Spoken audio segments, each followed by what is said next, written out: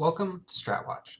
In this video series, we will cover professional compositions, analyze them, break them down, so that everyone can better understand them and use them in their own play for Overwatch. In this episode, we will be covering the goggles and glasses strategy. The specific variant we'll be covering is a double McCree, double Lucio, and double Reinhardt variant. There are other variations of the strategy, and if you'd like to see more, let me know. I am Raptorz, and I'll be walking you through the strategy. If you would like to see any of the points on the specific heroes, you can go ahead and pause the video here and read them for a longer period of time. Moving right along, we'll go ahead and move into the strategy. We'll be focusing on Envious here as they'll be the team executing the strategy. Goggles and Glasses, although sometimes using tracers instead of McCrees, relies on three primary pillars to make the composition work. First of all, that you apply consistent aggression. Because both Lucios can have the auras active, 1 speed, 1 healing, you can consistently be moving faster than your opponents, and you're always healing during the fights. You should never split up from each other. Because of the auras, because of the barriers, this team relies on being loosely grouped together and taking fights as a 6-stack. And finally, using that aggression, using this tempo and this ability to group up and not die, use winning fights to set up soft contains and delay the opponents from getting onto the point. Envious, using the speed boost that they're allowed to have up that Luminosity cannot, having only one Lucio, allows them to gain control of this choke point and flank around to the right.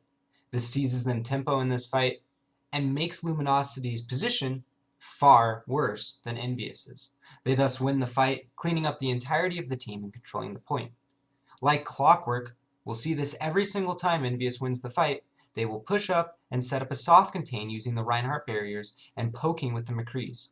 This is a twofold purpose. One, it buys them time and a buffer so that Luminosity cannot get onto the control point and recap it. Second of all, because most King of the Hill maps have a constricted number of routes to the general area, to the point, they're able to gain information about the composition and where they will be, Luminosity, will be moving in from. You can see here that Envious knows that the area that Luminosity is in is a poor position to take a fight right now. They'll fall back, wait for Luminosity to get in position, and when they make a misstep, will immediately pounce with that speed boost. You'll see they pick off Seagull, immediately Enigma and Esper die afterwards, and the team begins to fall one after another. Envious, using this aggression, sets a tempo and sets a pace that Luminosity is hard-pressed to keep up with. And once again, once they have won the fight, they're going to set up this soft contain. This makes it so Luminosity has to answer this buffer before they're ever able to think about controlling the point. In this next fight, Luminosity does a very good job of executing their strategy. They do have a Graviton Surge that hits on many heroes, which is ultimately cancelled by a decent Earthshatter followed up by a charge by Coco. But they do get a Deadeye from Gods through the Reinhardt barriers that they're able to get down for a split second. Luminosity wins this fight and is able to get back on the control point. But again, this entire time Envious is taking the fight away from the control point where they have seized tempo and have the pressure in their advantage. Luminosity then has to run to the control point after they win the fight, meaning Envious's death timers to when they are beginning to take back the point is a shorter period of time. Envious explicitly, you can see it in their play, think about which direction to take. But as a team, they move as 6 using the speed-boosted Lucio and the healing to pick off the Mercy, comboed with an Earthshatter and charge, to move into the control point, pick off many heroes, and then in the back we see another chained Earthshatter, and they're able to clean up most of, if not all of, Luminosity's roster on the point.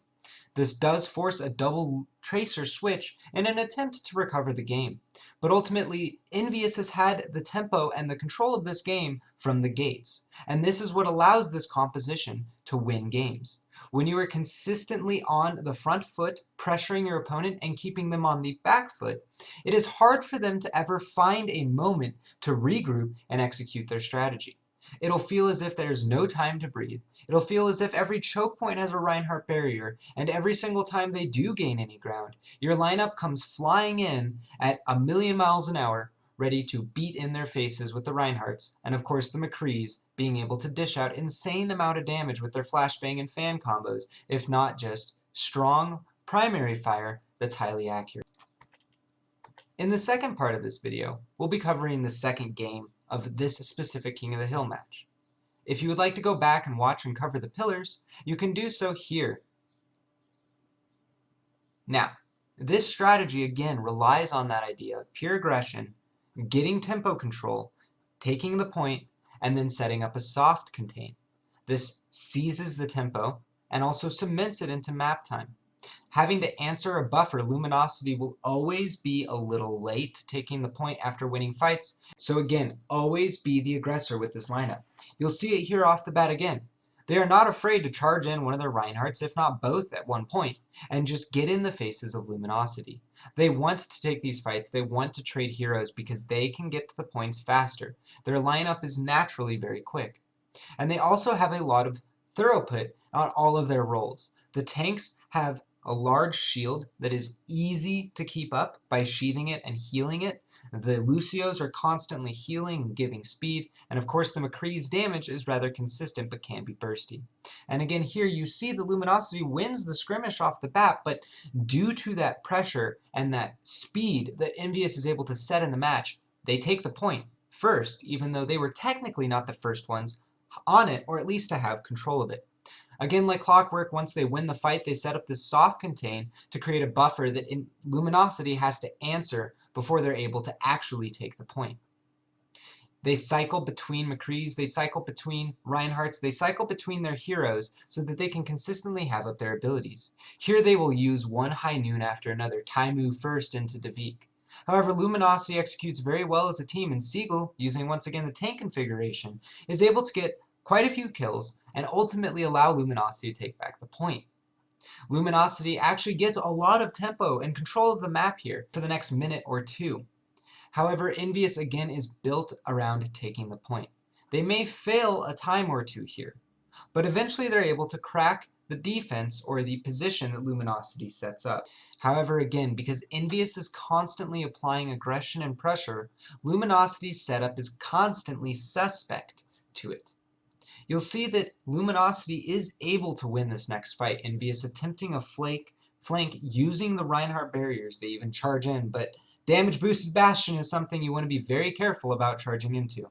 The Earth Shatter is blocked by the barrier, and the attempt by Envious is ultimately foiled. However, Envious is not too upset about this. They understand that part of this is that they need to apply aggression to get up their ultimate charges. For the next fight, they're going to be walking in with a High Noon, or Deadeye. They're going to be walking in with an Earth Shatter, and they're going to be walking in with, of course, the Sound Barrier.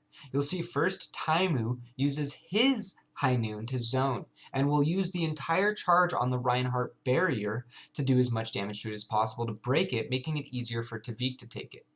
Meanwhile, Davik pops his ult right afterwards, and is standing on the point with the Reinhardt, and they're able to cap it. The ultimate zones, and Davik backs off when he sees the tank configuration, as well as Taimu. All of Envious does. Because reckless aggression is how you lose a game. But this thoughtful aggression that they use negates the tank configuration, and ultimately this resurrection as well. Because they waited for the right opportunity for their aggression to be most effective. Wasted the first attempt on this pushback with that flank by dying, but it was just an attempt to weaken or apply some pressure to Luminosity while they get their ultimate charges up. Once again, once they have control of the point, they immediately push out and establish this soft contain to have a buffer to make it harder for Luminosity to get the point back. Knowing that the map is coming to a close and there's only less than 20% left, Envious is going to fall back once again into this pouncing position. With this position, Luminosity has to push in and actually get on the point, and Envious will wait like a predator and pounce on them the second that they get onto it. This gives them presumption of knowing where Luminosity is set up, and even though they're able to take the point, and Gods has a very strong flanking Deadeye, the pressure that Envious has been applying from the gates of this game, on the last map and this map, has taken its toll on Luminosity, and they're spread out. They're not able to stay grouped up, and ultimately Envious's lineup thrives in this sort of position. With the chaotic nature of Lucio's wall riding, the hammering away of Reinhardt, and of course McCree being the strongest duelist in the game, they can win all of these hectic, crazy fights. So again, with this strategy of goggles and glasses, no matter what variant you use, the same principles always apply. Apply constant aggression, be in your opponent's face, and steal their tempo. If they're always on the back foot, they're going to have a hard time winning fights.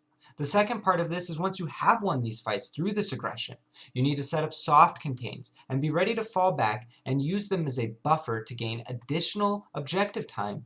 And once you do lose a fight, if you do, the enemy team has to push from that position to take the point.